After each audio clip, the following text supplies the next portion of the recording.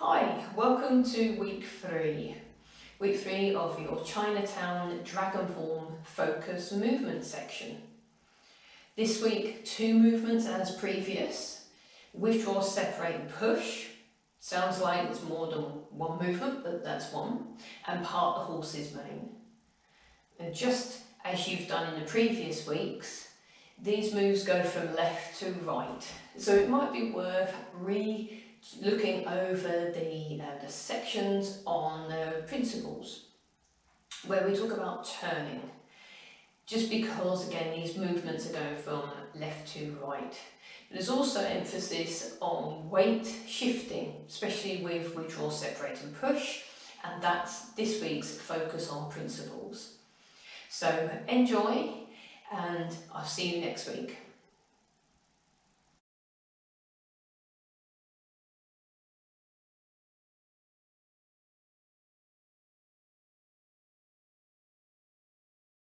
So let's look at the dragon form first of all, the Yang-style dragon form.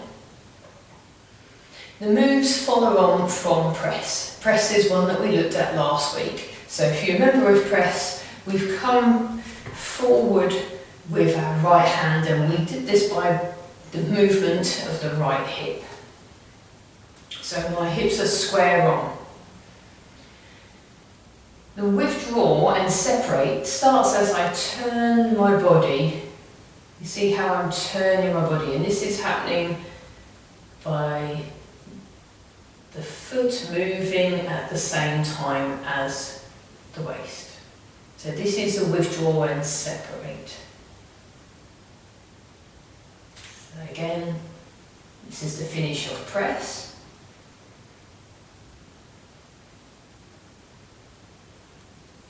Open up. I turn my body to my right side.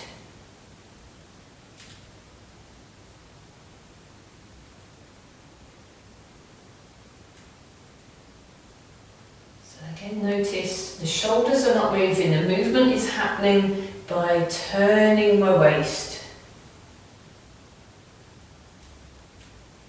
What am I also doing with my right foot?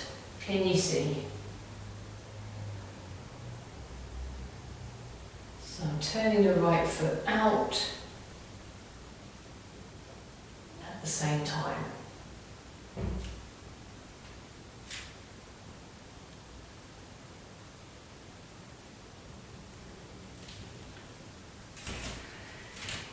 So let's break that down again. The move follows from press. Press, I'm facing what would be the left side. And I'm turning, opening the body. This is withdrawing. The left arm has stayed where it is. The left arm stays where it is. By opening up, keeping that left arm where it is, it's creating a separation. So I'm withdrawing away and I'm separating. I'm separating the upper and the lower body. Keep the left leg strong. Okay, the left leg's not going to follow. The left leg stays where it is.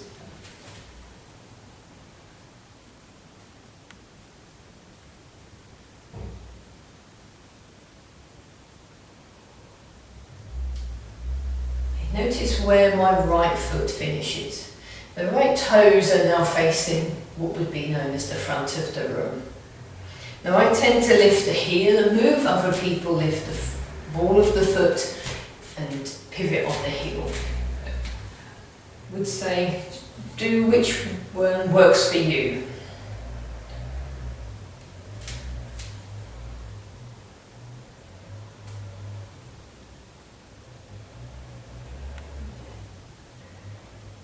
So that's the withdraw and the separate. They're part of the same thing. You're withdrawing and separating at the same time. Remember the upper and the lower. So we move into push. So push follows on from the withdraw and separate. The push, this is the move where the hips again are facing, which would be our left side, but they're going to face here. but the palms are also going to push away as well. And you go from press.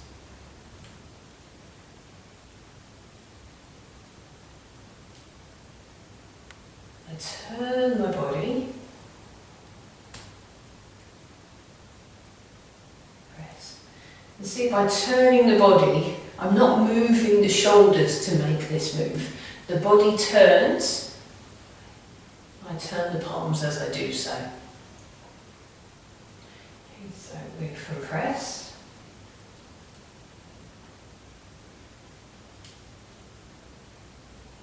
Turn.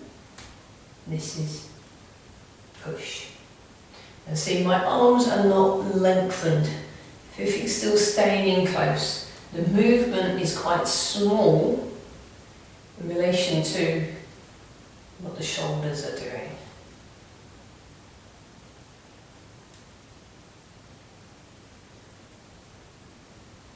So again, we go from press. Withdraw, separate.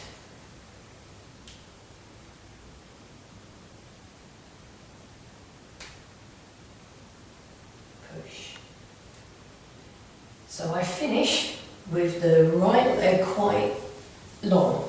It's not locked out, the knee that's locked out now, that's not. That's still soft. The left knee is not moved at all. It stayed in exactly that same spot through the whole of the movement. The right leg has moved to create space. It moves back to this left side to push. It's a strong move. We finish pressed here. So experienced Tai Chi students, we open to separate. We can come down. The more we can come down to the ground, be grounded, the more separation we can create. And press, we want to press, push, we want to push upward.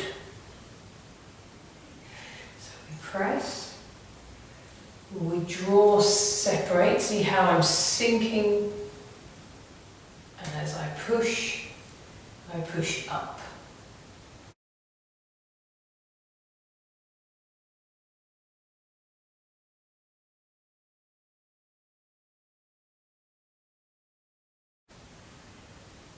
So we're now going to look at part the horse's mane.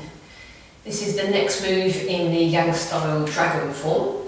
We go from withdraw, separate and push, and then we turn and we go onto the right side, part the horse's mane. So I'll show you how that follows through. So press, withdraw, separate and push, and we turn. So remembering with the dragon form, we always go through to the front, and the hands coming back to back, just like they did with roll back. The hands are back to back. Take the right foot round. The hands turn, so the palms are now facing. And we lengthen, press away. So I finish with the right hand high, the left hand low. Okay. So you come from the front, the hands are back to back. This makes the next move smoother. Around, turn, and pull away. So again, left hand pressing down, right hand palm upward. And see how the palms are pushing away. So they're not pointing, they're pressing away. So, here, turn, round, part the horse's mane. Those of you more experienced, try to turn, step,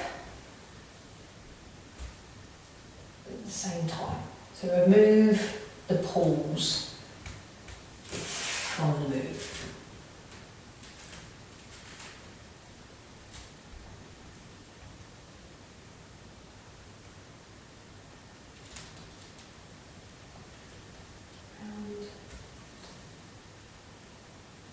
Part the horse's mane. So we go from parallel in pigeon toeing. I'm going to step round to bow and arrow stance. So right foot forward. Let's turn. Shuai.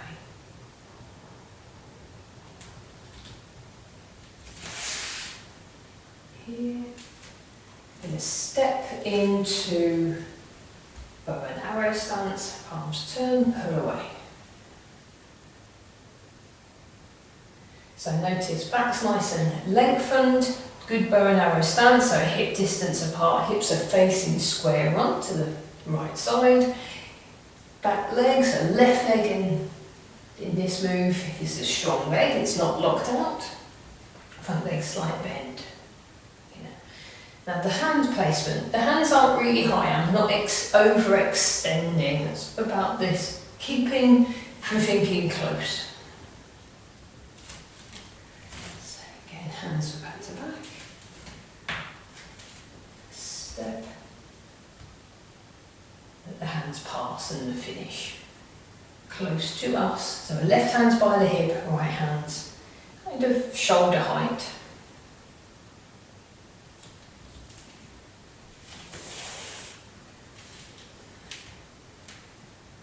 So let's now look at how that all flows. So we're 3 weeks in with our follow on and we'll finish at that section. This is start.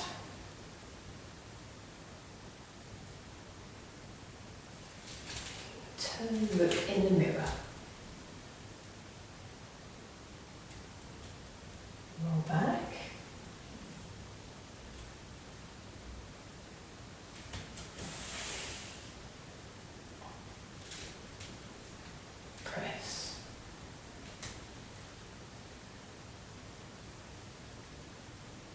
Today's follow-on moves.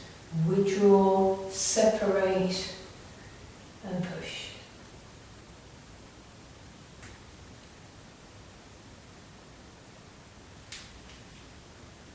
This is our transition into the next move, which is part the horse's mane.